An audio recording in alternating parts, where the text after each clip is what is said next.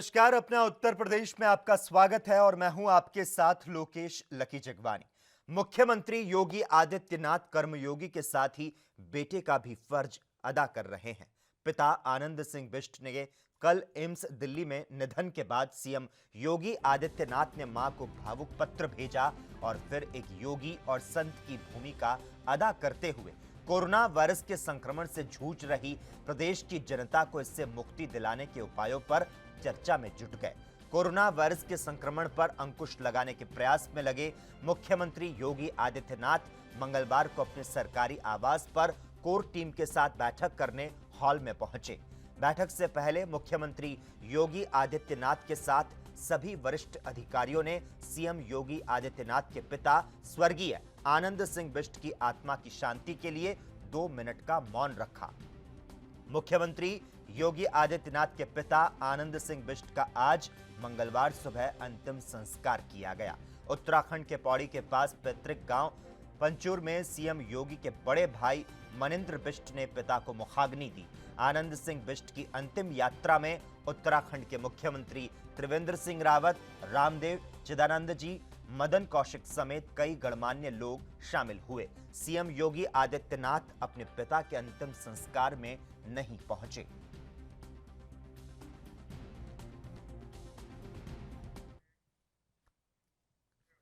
Lockdown में सख्ती बढ़ने के बाद पूरा लखनऊ शहर बेहद ही सन्नाटे में है। राजधानी के विधान भवन के पास थोड़ी बहुत हरकत दिखाई दे रही है। सचिवालय के दफ्तर खुल गए। परिसर में थर्मल स्कैनिंग के बाद ही प्रवेश दिया गया और इस दौरान थर्मल स्कैनर खराब होने से विधान भवन के गेट नंबर 5 के बाहर लंबी लाइन लग गई। आनन फानन में दूसरा स्कैनर मंगवाया गया और जांच के बाद कर्मचारियों और अधिकारियों को प्रवेश दिया गया। लॉकडाउन की वजह से सचिवालय के दफ्तरों में रुके हुए कामों को पटरी पर लाने की मंशा के साथ सोमवार से दफ्तरों को कुछ बंदिशों के साथ खोल दिया गया। आदेश थे कि 1/3 कर्मचारियों को बुलाया जाएगा, जबकि अनुभाग स्तर तक के अधिकारियों की उपस्थिति अनिवार्य कर दी गई और इस बीच कई विभागों में रोस्टर तैयार होने के कारण दिक्कत हुई। कई विभागों में यह तक तय नहीं हुआ कि किन्हें बुलाना है और ऐसे में निर्धारित से ज्यादा कर्मचारी पहुंच गए।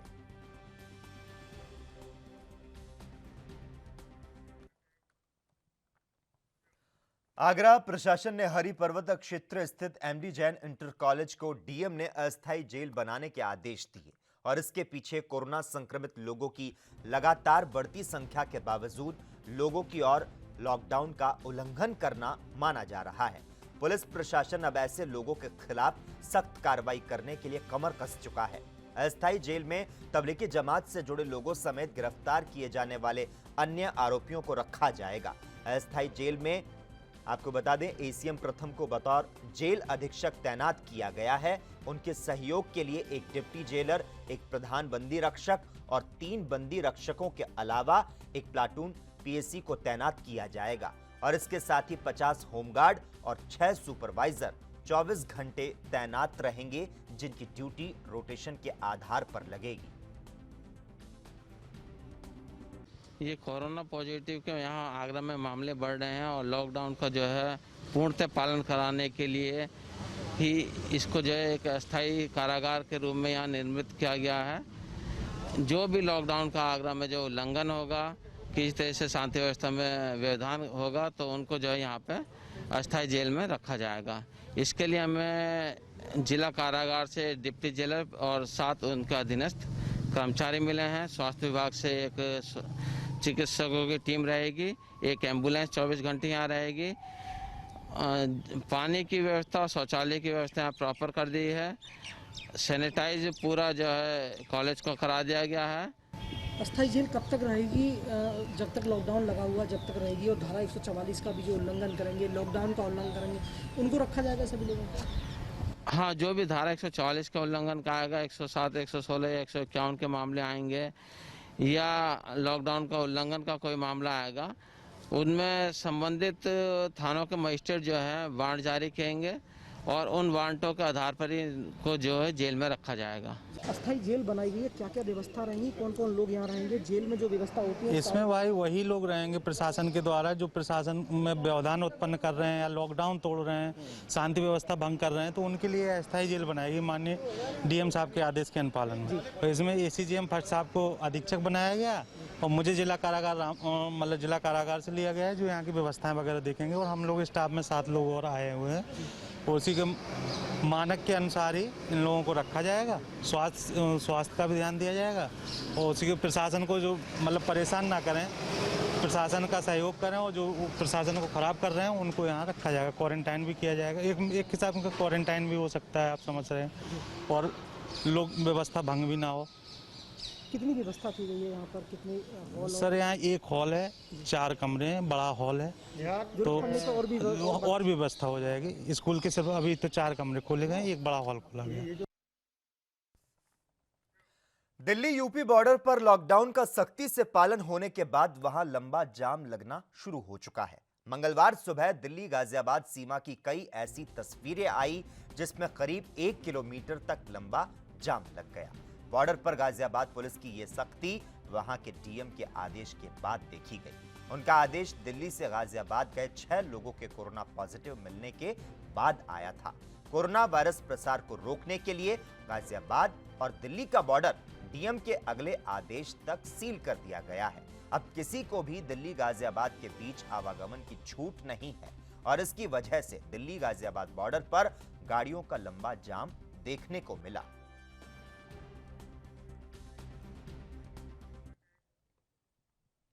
वहीं गौतम बुद्ध नगर के जिला अधिकारी सुहास एलवाई ने कहा कि नोएडा में लगातार कोरोना मरीज ठीक हो रहे हैं। उन्होंने कहा कि जिले में अब तक 100 लोग कोरोना पॉजिटिव मिले हैं, जिसमें से 43 लोग स्वस्थ हो गए हैं। और उन्होंने क्या कुछ कहा, आइए आपको सुनाते हैं। जनपद में उत्साहवर्धक खबर यह है कि कुल 100 केसेस क्यूमुलेटिव टोटल अब तक हुई है। उनमें से 43 लोग अब तक स्वस्थ होकर घर लौट चुके हैं। तो रिकवरी रेट 43%, ये प्रदेश और देश में वन ऑफ द हाईएस्ट है। मैं इसके लिए अपने जो डॉक्टर्स की टीम है, पैरामेडिकल टीम है, तो उनको मैं बधाई देना चाहता हूँ। एट द सेम टाइम जनता का ये सहयोग चाहता हूँ कि 20 तारीख के बाद हम लोगों ने लॉकडाउन का एक्सटेंशन किया है और इसके साथ ही राज्य सरकार और केंद्र सरकार के निर्देश पर जिन हॉटस्पॉट्स में एक केस है वहाँ 1 किलोमीटर परिधि में, और ऐसे हॉटस्पॉट्स जहाँ 1 से अधिक केस है वहाँ 3 किलोमीटर परिधि में कंटेनमेंट जोन बनाए हैं। इन कंटेनमेंट जोन्स में आवश्यक वस्तु सेवाओं को छोड़कर अन्य किसी भी गतिविधियाँ ये अनुमन्य नहीं रहेगी। यहाँ चिकित्सक की टीम जाएगी, सैनिटाइजेशन की टीम जाएगी और अपने क्लस्टर कंटेनमेंट की कार्रवाई करेंगे। मुझे उम्मीद है कि आपके सहयोग से आने वाले दिनों में बहुत ही सख्ती से लॉकडाउन का पालन किया जाएगा और इस कोरोना वायरस के कर्व को हम अच्छे से फ्लैट कर पाएंगे।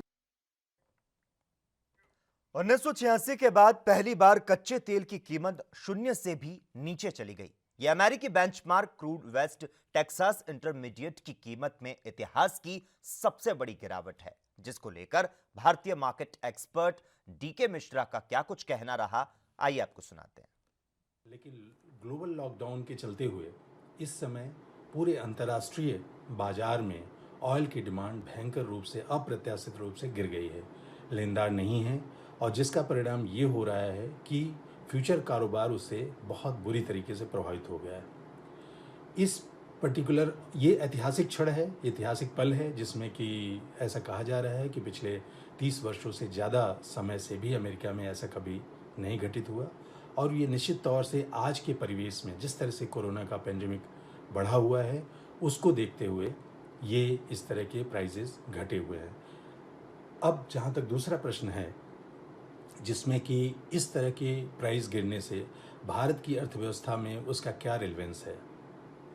जैसा कि हम लोग जानते हैं कि भारत का कॉन्ट्रैक्ट ब्रेंट क्रूड खरीदने का ओपेक कंट्रीज़ के साथ है, और भारत जो ऑयल प्रोड्यूस खरीदता है। कोरोना वायरस को लेकर ताज नगरी के हालात अब नियंत्रण से बाहर हो चुके हैं। आज सुबह 28 नए केस सामने आने के बाद आंकड़ा 295 पर पहुंच गया। राजनगरी 300 का आंकड़ा पार करने के करीब पहुंच चुकी है और इसके पहले सोमवार रात 12 केस रिपोर्ट हुए थे। 26 डिस्चार्ज हो चुके हैं। इलाज करा रहे कुछ मरीजों की रिपोर्ट नेगेटिव आई है।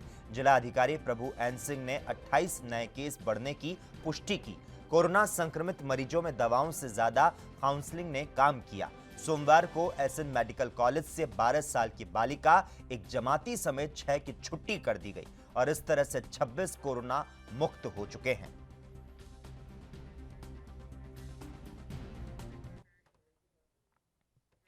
चीन से निकले कोरोना वायरस ने बड़ी महामारी का रूप धारण कर लिया है। भारत के साथ ही प्रदेश में इसका रूप व्यापक होता जा रहा है। मुरादाबाद में 2 कोरोना वायरस पॉजिटिव मरीज, एक महिला और एक पुरुष की मौत हो गई और इसके बाद यहां मरने वालों का आंकड़ा 5 पर पहुंच गया। इसके पहले मुरादाबाद में तबलीगी जमात के लोगों के सर्वे में लगे एक डॉक्टर की भी सोमवार को मौत हो गई।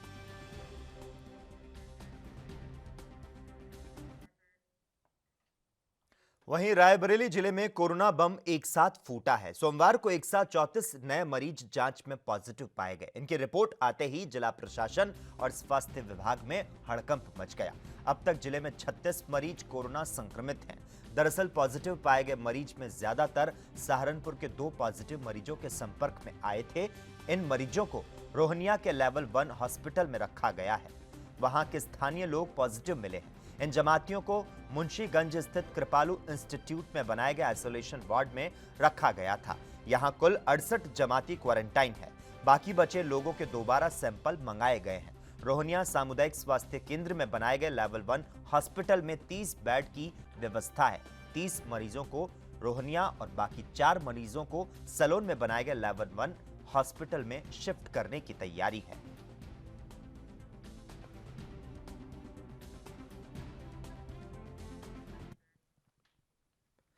एक तरफ कोरोना वायरस के संक्रमण का खौफ पूरी दुनिया में छाया है और लॉकडाउन के सन्नाटे के बीच लोग कोरोना से बचने के जुगत में लगे हैं। और इसी बीच प्रदेश के आजमगढ़ जिले में कुत्तों की लगातार मौत से लोगों में दहशत फैल गई।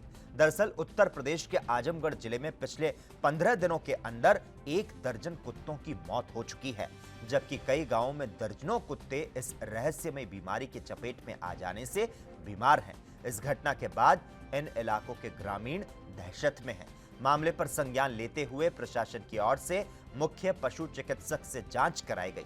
सगड़ी के एसडीएम ने बताया कि इस बीमारी का नाम कैनाइन डिस्टेम्पर है। यह बीमारी कुत्ते से कुत्ते में संक्रमित होती है। हालांकि उन्होंने बताया कि जो अन्य कुत्ते बीमार हैं उनका इलाज किया जा रहा है। अनजान शहीद गांव के ग्रामीण मिर्जा सारिक बेग का कहना है कि उन्होंने 11 कुत्तों को इस रहस्यमय बीमारी से मौत होने के बाद दफनाया है। कि अनजान शहीद के पास कुछ लोगों ने कंप्लेन की थी कि वहाँ कुछ कुत्तों में ऐसी प्रवृत्ति पाई जा रही है कि कुत्ते पैरालाइज हो जा रहे हैं और फिर मर जा रहे हैं जी। तो लोगों को संदेह था कहीं महामारी तो नहीं है ये, तो मेडिकल टीम हमने भेजी। पशु चिकित्सा अधिकारियों की टीम गई वहाँ गाँव में, जाँच किया तो उन्होंने सर्वे किया तो उसमें एक कुत्ते में ये बीमारी पाई गई, जैसे कहते हैं कैनाइन डिस्टेम्पर। उसमें एक ही कुत्ता पैरालाइज पाया गया। इसमें होता क्या है कि नर्वस डिसऑर्डर हो जाता है, कुत्ते खाना पीना छोड़ देते हैं, वॉमिटिंग होती है, कुछ भी खाते हैं, इसी कारण। आप कुत्ते में पिछले 3-3.5 महीने से देख रहा हूँ इनके अंदर एक बीमारी हो रही है। पहले खुजली जैसी बीमारी होती है, फिर ये कमर से पैरालाइज हो जा रहे हैं और फिर इनकी डेथ हो जा रही है। और करीब करीब मैंने कैंपस के पास जो है 11 कुत्तों को दफनाया है, जो कि अभी तक आम लोगों के संज्ञान में चीज़ नहीं आई है और हो सकता है कि बाद में काफ़ी जो है घातक हो जाए। इसलिए मेरा प्रशासन से निवेदन है, शासन से निवेदन है कि इस पे थोड़ा ध्यान दिया जाए। 11 कुत्तों को दफना चुके हैं? 11 कुत्तों को तो मैं पिछले 1.5 महीने के अंदर मैंने दफनाया है। और भी जगह इस टाइप के दिख रहे हैं मरीज? कई जगह दिखे हैं। कुछ लोगों से मैंने पूछा है जी, जैसे बगल के गांव में छिछोरी से मैंने पूछा है। छिछोरी मेरे कुछ जानने वाले हैं जी। उन्होंने बताया कि उनके यहाँ भी कई कुत्ते इस पोजीशन में हैं और अनजान से गांव में मस्जिद के पास भी मैंने देखा, बड़ी मस्जिद के पास कई कुत्ते इसी तरह के नजर आए। जो वहीं लॉकडाउन को लेकर मिर्जापुर में किसान परेशान दिखाई दे रहे हैं। कभी बारिश और कभी आंधी से बचाकर खरीद केंद्रों पर गेहूं बेचने पहुंचे किसान मायूस दिखाई दिए। दरअसल खरीद केंद्रों पर पहले से खरीदे गए धान पड़े हैं, जिसमें सड़ने की बदबू आने लगी है। आपको बता दें, मिर्जापुर में लॉकडाउन की बंद धान मिल की वजह से सरकारी खरीद केंद्रों पर धान की बिकवाली नहीं हुई और वो ऐसे ही पड़े हैं, जिस वजह से खरीद केंद्र पर गेहूं रखने की बिल्कुल भी जगह नहीं दे रही है। गेहूँ बेचने के लिए आए हैं, लेकिन यहाँ पर धान इतना ज़्यादा है कि गेहूँ उतारने की समस्या हो रही है यहाँ पे, और देखते हैं किस तरीके से उतारा जाता है। तो ये बताइए कि कितने दिन से आप संपर्क कर रहे हैं अपना गेहूं उतारने के लिए या ले आने के लिए? लगभग 15 दिन हो गए। 15 दिन से आप परेशान थे मतलब, तो प्रयास कर रहे थे जी। तो आज आपका उतर रहा है? नहीं, अभी तो नहीं उतर रहा है, नंबर से चल रहा है और नंबर आएगा वही पता करने आए हैं, नंबर कब आएगा तो उस हिसाब से लाएंगे। ये बताइए, इस समय तो ऑनलाइन जो सहज केंद्र है जहां आप लोग आवेदन करते हैं, टोकन प्राप्त करते हैं, वो तो बंद है। फिर सत्यापन में और टोकन प्राप्ति में कोई असुविधा तो नहीं हो रही है? नहीं, असुविधा नहीं हो रही है। जो और जैसे दुकान वाले हैं जिनका घर गांव में है तो अपना सिस्टम सब ले गए हैं, वहां से हम लोग ऑनलाइन करा के उसके बाद तहसील पे सत्यापन करा के फिर यहाँ पे नंबर टोकन लेते हैं।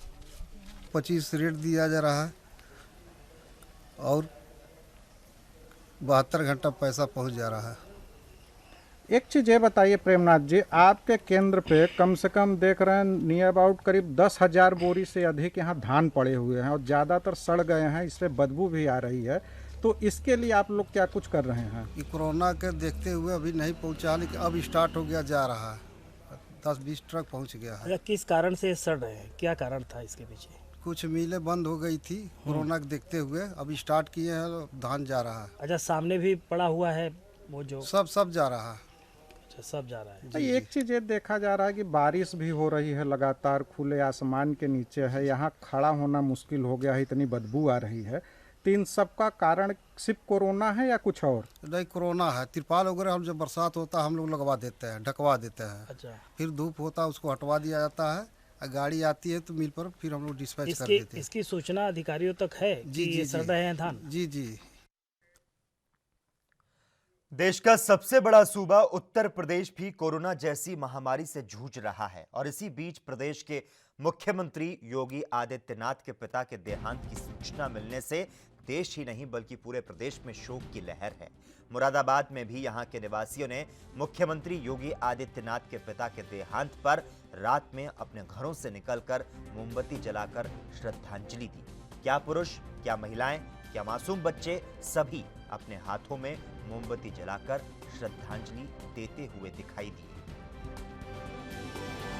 आदित्यनाथ जी के पिता के जो निधन हुआ है, हम उनके लिए मधुर दीनला मुरादा के द्वारा शोक प्रकट कर रहे हैं। 2 मिनट की श्रद्धांजलि देते। हमारे प्रिय योगी जी, सीएम योगी जी के जो आज साथ उनके पिताजी का जो आज देहावसान हुआ है और वो जिस तरह से अपनी जनता के साथ खड़े हैं और वो उस अंत्येष्टि में भी नहीं गए हैं, इससे हमारी श्रद्धा उनके प्रति भी इतनी ज़्यादा बढ़ गई है कि हमें लगा कि हम सिर्फ उनकी इस दुख की घड़ी में 1-2 मिनट का साथ देके उनका साथ दे सकते हैं। ये आज हमारे जो चीफ मिनिस्टर हैं श्री योगी आदित्यनाथ जी, उनके पिताजी के जो देहावसान हो गया है, उस अवसर पर हम मधुर ग्रीन विला से सब जितने भी सारे परिवार हैं उनको श्रद्धांजलि अर्पित करते हैं और उस दुख की घड़ी में हम उनके साथ। वहीं मथुरा के राया में रेल की पटरियों के किनारे लगने वाली सब्जी मंडी की खबर को एएनबी न्यूज ने प्रमुखता से दिखाया था। खबर पर संज्ञान लेते हुए थाना प्रभारी राया सूर्य प्रकाश शर्मा ने रेलवे किनारे लग रही सब्जी मंडी को हटवाया और यहां सब्जी मंडी ना लगाने की हिदायत दी। तो साथ ही थाना प्रभारी ने कहा कि जो भी सब्जी मंडी रेलवे किनारे लगाएगा उसके खिलाफ कार्रवाई की जाएगी।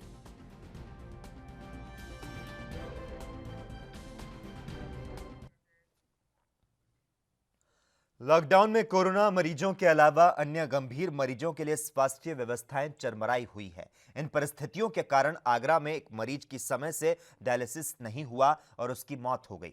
व्यक्ति की मौत से परिवार में कोहराम मचा है। बताया जाता है कि तबीयत बिगड़ने पर परिजन व्यक्ति को एसएन हॉस्पिटल लेकर पहुंचे थे, लेकिन मौके पर मौजूद चिकित्सक ने उन्हें देखा नहीं और सरकारी पर्चा बनवाने और उस पर्चे पर प्राइवेट हॉस्पिटल में डायलिसिस कराने की बात कहकर लौटा दिया, जिसका वीडियो तेजी के साथ सोशल मीडिया पर वायरल हो रहा है। इस वीडियो ने स्वास्थ्य विभाग और जिला प्रशासन की कार्यप्रणाली पर कई सवाल खड़े कर दिए हैं। एम्बुलेंस 2 घंटे इंतजार करा, एम्बुलेंस का से कोई नहीं आया। भैया बच जाते आज। 2 बार पुष्पांजलि एसएन में ले गए, किसी ने हाथ तक नहीं पकड़ा, जबकि बुखार नहीं था, कुछ नहीं, ना कोरोना था। हमने कही थी कोरोना नहीं है, रिपोर्ट बस 11 बजे मिलेगी। मुझे मालूम है, मैं बहुत सफाई रखती थी घर में, सैनिटाइजर वगैरह मेरे यहाँ नहीं है भाई। मैं प्रिकॉशन बहुत लिया, कोरोना में नहीं दिया, ना ऑक्सीजन, कुछ भी नहीं दिया उन लोगों। और इसी के साथ ही अपना उत्तर प्रदेश में इतना ही, लेकिन देश और दुनिया की तमाम अहम खबरों के लिए लगातार आप जुड़े रहिए और देखते रहिए ANB न्यूज़।